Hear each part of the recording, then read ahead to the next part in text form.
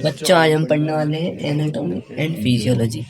जैसे कि आप सबको पता है ये एनाटॉमी एंड फिजियोलॉजी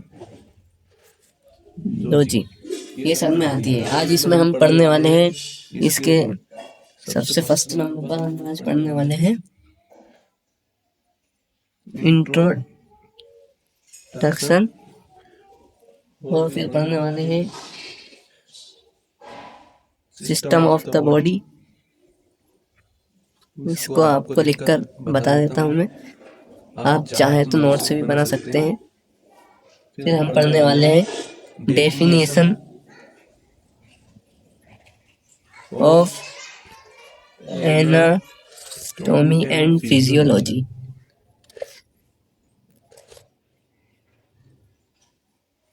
फिर हम इसके बाद पढ़ने वाले हैं ब्रांचेस ऑफ एनाटॉमी।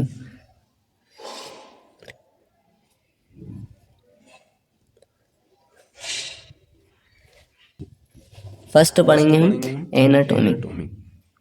ठीक है बच्चों, ये होता है शरीर रचना विज्ञान। शरीर रचना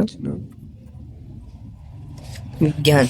अब हम इसको समझ सकते हैं, इसमें हम किस चीज की स्टडी करते हैं। हम एनाटॉमी में आकृति की स्टडी करते हैं। आप इस ऐसे समझ सकते हैं, हम एनाटॉमी में आकृति की स्टडी करते हैं और फिजियोलॉजी में फंक्शन की स्टडी करते हैं। उसको भी मैं समझाऊंगा अभी बाद वाले में,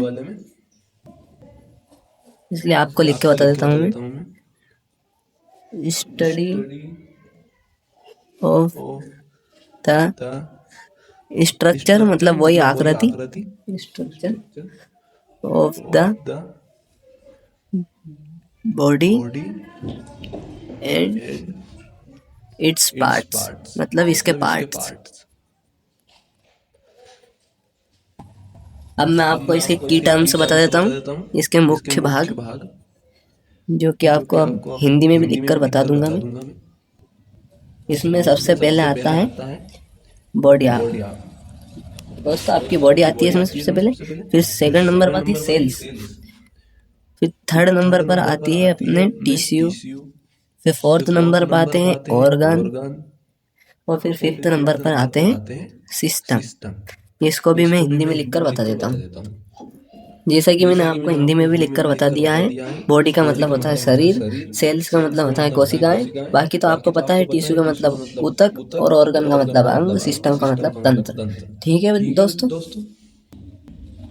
अब हम पढ़ेंगे दोस्तों फिजियोलॉजी।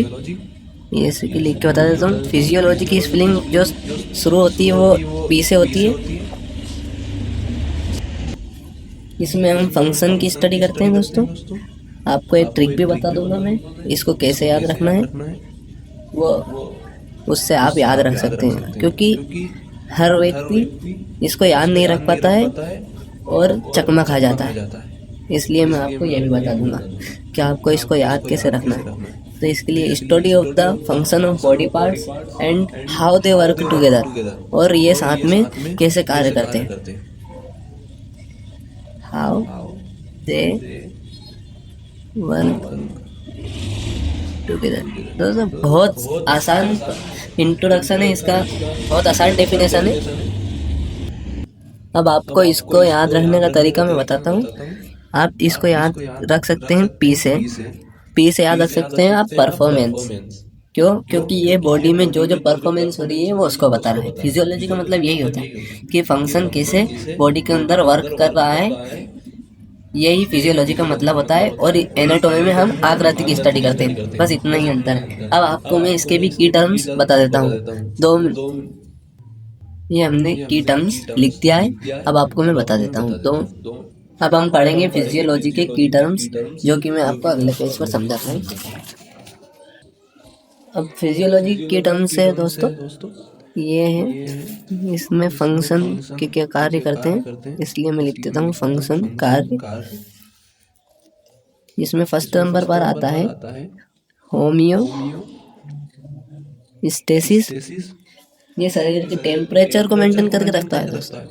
ये शरीर के टेम्परेचर को मेंटेन करके रखता है। जैसे ज़्यादा सर्दी होती है तो शरीर को ये जब गर्मी ज़्यादा होती है तो ये शरीर में पसीना निकालकर शरीर में ठंडाई को मेंटेन करके रखता है। ये मेटाबॉलिज्म, और मेटाबॉलिज्म दोस्तों अपने भोजन को ऊर्जा में कन्वर्ट करने का काम करता है। अपने भोजन को अणुओं में तोड़कर, टुकड़ों में तोड़कर, ब्रेक डाउन कर कर ये अपनी ऊर्जा में बदलने का कार्य करता है। और सर्कुलेशन दोस्तों ये सर्कुलेशन बॉडी की पार्ट्स तक चीज़ों को ले जाने का कार्य करता है, जो कि ब्लड के थ्रू होता है सर्कुलेशन। और चौथे नंबर पर होता है रिस्पायरेशन। रिस्पायरेशन मतलब दोस्तों अपना श्वास लेना और सांस का छोड़ना, इसे ही रिस्पायरेशन कहते हैं। इसको हम आगे के लेक्चर्स में अच्छी तरीके से समझेंगे। अब मैं इसको हिंदी में लिखकर बता देता हूँ। ये दोस्तों मैंने हिंदी में भी लिखकर बता दिया है। संतुलन, उपाचाय, परिसंचरण, श्वसन। और दोस्तों ये तो बहुत बाद की सिस्टम्स है। सबसे पहले तो बहुत कुछ पढ़ना बचा है हमारे लिए। सबसे पहले तो इनसे पहले तो एटम बनता है, फिर मॉलिक्यूल्स बनते हैं, फिर सेल बनती है, फिर सेल एक जगह इकट्ठा होकर टिश्यू बनाते हैं, और टिश्यू इकट्ठा होकर ऑर्गन बनाते हैं, और ऑर्गन फिर ऑर्गन सिस्टम बनाते हैं, उससे फिर ह्यूमन बॉडी बनती है। दोस्तों बहुत कुछ पढ़ना बाकी है हमारे लिए, इसलिए अभी तक तो हम यहीं पर हैं। अभी और बचा है हमारा थोड़ा सा syllabus, physiology, anatomy and physiology की डेफिनेशन। इसकी अब हम पढ़ने वाले हैं हिस्ट्री, कि इसकी हिस्ट्री, ये किसने खोज किया था, इनके फादर कौन है, फादर ऑफ एनाटॉमी के बारे में जानेंगे हम कि वो कौन है और उन्होंने कैसे कैसे क्या करा। तो अब हम पढ़ने जा रहे हैं दोस्तों इसकी हिस्ट्री, इतिहास। तो इसके लिए मैं आपका हेडिंग लगा देता हूँ हिस्ट्री, ये इतिहास। इसकी इनके फाउंडर थे हिपोक्रेट्स। हिपोक्रेट्स तो जो कि एक वैज्ञानिक थे सबसे फर्स्ट नंबर पर। ये इनके नाम की स्पेलिंग ये है, मैं आपको लिखकर भी बता रहा हूँ, जो कि सब हिपोक्रेट्स, इन्हें फादर ऑफ मेडिसिन भी कहा जाता है। इन्हें फादर ऑफ मेडिसिन भी कहा जाता है। दोस्तों ये परीक्षाओं में आने वाले सवाल हैं, एंट्रेंस एग्जाम में बहुत बार आए हैं। फादर ऑफ मेडिसिन किसे कहते हैं, इनको भी याद रखना जरूरी है। और ये फाउंडर ऑफ एनाटॉमी भी है, इन्होंने एनाटॉमी की खोज की थी, फाउंडर ऑफ एनाटॉमी। और फादर ऑफ एनाटॉमी दोस्तों हीरोफिलस को कहा जाता है। फादर ऑफ एनाटॉमी हीरोफिलस को कहा जाता है। दोस्तों देखो मैं आपको स्पेलिंग भी बता रहा हूँ, ये इन्हें हम कहते हैं father of anatomy, father of anatomy. मतलब इन्होंने एनाटॉमी में डाइसेक्ट किया था, डाइसेक्शन किया था, वो भी नर्व और आर्टरी वीन का करा था, जो कि हमारे शरीर में मौजूद होती है। इन्होंने उनको डाइसेक्शन करके उनकी अंदर की एक एक चीज की स्टडी की थी, इसलिए इन्हें फादर ऑफ एनाटॉमी भी कहा जाता है। इनका नाम है हीरोफिलस। इन्होंने डाइसेक्शन किया था, देखो मैं आपको लिखकर बता देता हूँ। इन्होंने ये डाइसेक्शन किया था, वो भी किसका किया था, नर्व, आर्टरी एंड वेन का। ये आर्टरी और ये वेन, इन्होंने तीन चीज का डाइसेक्शन किया था और उन पर स्टडी की थी, इसलिए इन्हें फादर ऑफ एनाटॉमी कहा जाता है आज। दोस्तों ये तो हो गई आपके पुराने जमाने की बात, लेकिन अभी फादर ऑफ मॉडर्न एनाटॉमी जिन्हें कहा जाता है वो है एंड्रिस। इनका नाम थोड़ा सा टफ है, इसलिए इसको याद करना मुश्किल है, लेकिन करना इम्पोर्टेंट है दोस्तों। वेसालियस, इनका नाम है एंड्रिस वेसालियस। इन्हें फादर ऑफ मॉडर्न एनाटॉमी कहा जाता है। जैसे कि मैं आपको लिख देता हूँ, फादर ऑफ मॉडर्न एनाटॉमी। इन्हें अभी आधुनिक जगत का फादर ऑफ एनाटॉमी कहा जाता है, एंड्रिस वेसालियस को। ये दोस्तों याद करने वाली चीजें हैं, इन्हें भूलना नहीं है। और चौथे हैं एरिस्टोटल, इनका भी काफी नाम है। ये भी एक वैज्ञानिक थे, इन्होंने कंपैरेटिव एनाटॉमी में खोज की थी।